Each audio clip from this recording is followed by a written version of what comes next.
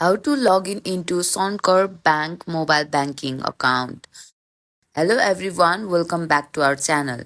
Today in this video, I'll guide you through the step on how to log in into Suncorp Bank mobile banking account.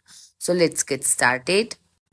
First of all, open any preferred web browser and go to the Suncorp Bank's official website at.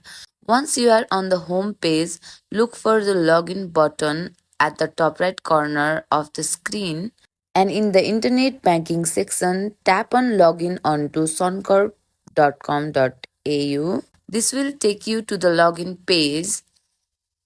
Here you will need to enter your customer ID in the first field, then next enter your password in the second field. If this is your first time logging into the device, you may need to verify your identity with one-time code sent to your mobile phone.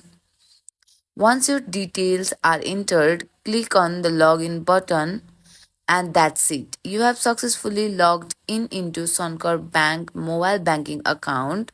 From here, you can manage your account, pay bills, and much more. Thank you for watching the video till the end. Hope you like the video. Don't forget to like and subscribe for more quick tutorial like this. See you on the next video.